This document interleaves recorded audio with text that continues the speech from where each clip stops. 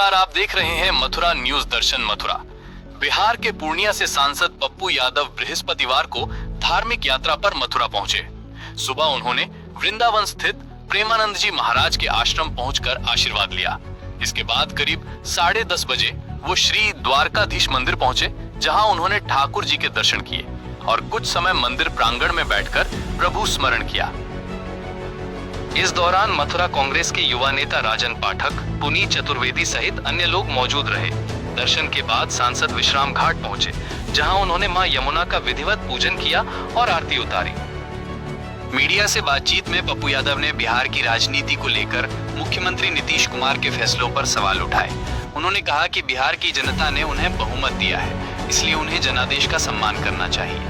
साथ ही उन्होंने ये भी कहा कि बिहार का अगला मुख्यमंत्री जेडीयू से ही होना चाहिए। अंतर्राष्ट्रीय मुद्दों पर बोलते हुए उन्होंने ईरान से जुड़े हालात पर भारत सरकार की भूमिका पर भी सवाल उठाए और केंद्र सरकार की आलोचना की। महंगाई का मुद्दा उठाते हुए उन्होंने कहा कि गैस सिलेंडर की बढ़ती कीमतों से महिलाएं, होटल, रेस्टोरेंट और छोटे दुकानदार सभी परेशान हैं। यमुना शुद्धिकरण को लेकर उन्होंने कहा कि वो इस मुद्दे को संसद में उठाएंगे और यमुना की सफाई के लिए प्रभावी कदम उठाने की मांग करेंगे।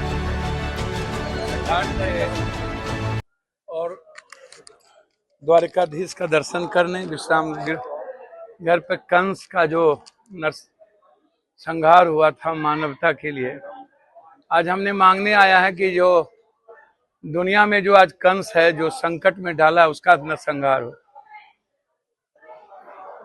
सबकी खुशियों की कामनाओं के लिए गरीबी खत्म हो, मानव कल्याण, आत्मोक्षार्थम जगत हिताय च।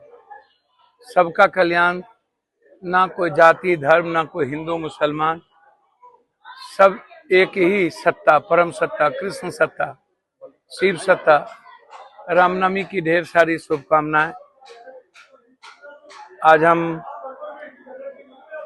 गुरु के गुरु बड़े संत इस प्रेमानंद जी से भी आज उनका आशीर्वाद प्राप्त हुआ, अत्यधिक खुशी मिली।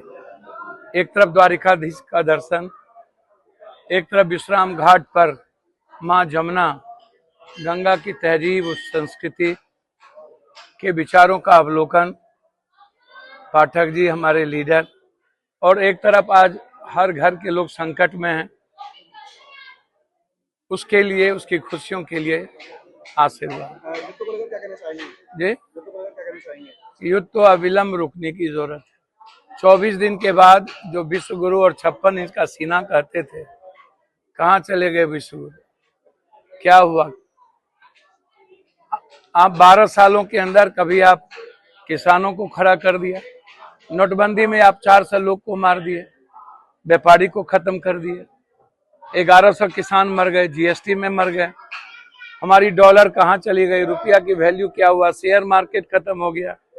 फिर कोरोना में आपने लाखों लोगों को मरवा दिया, शमशान में लाइन लगवा दिए, आप बच्चों को लाइन लगवा दिए, बेरोजगारों को लाइन लगवा दिए, 2 करोड़ नौकरी खत्म हो गई। तो हमारे भारत में लाइन लगाने की पद्धति, और अब बेटी माँ बहनों को किचन में लाइन लगवा रहे हैं।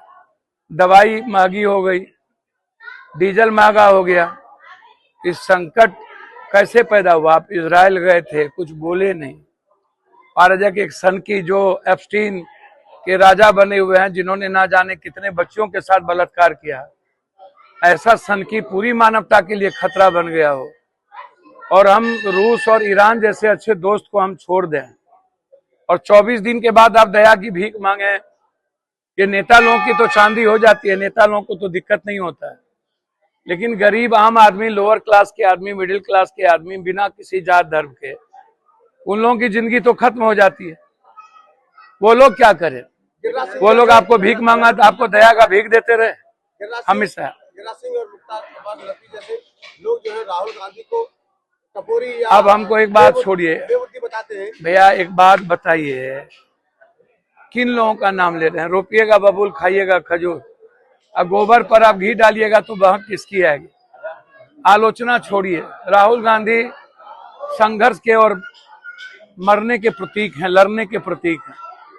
10,000 किलोमीटर पैदल इस युवाओं के रोजगार और एजुकेशन और हेल्थ को लेके लड़ने वाला राहुल, जो सबकी आवाज बन गए हैं, चरित्र उत्कृष्ट है। स्मार्ट मीटर को लेके तो इसीलिए जो लोग राहुल गांधी जी पर इस तरह की बात करते हैं, उन्हें महेश भट्ट को याद कर लेना चाहिए, सुमन शेखर को याद कर लेना चाहिए, असहज महसूस करते हैं, आदित्य पंचोली को याद कर लेना चाहिए, ऋतिक रोशन को याद कर लेना चाहिए, और जिनका नाम आप लिए हम नाम नहीं लेना चाहते।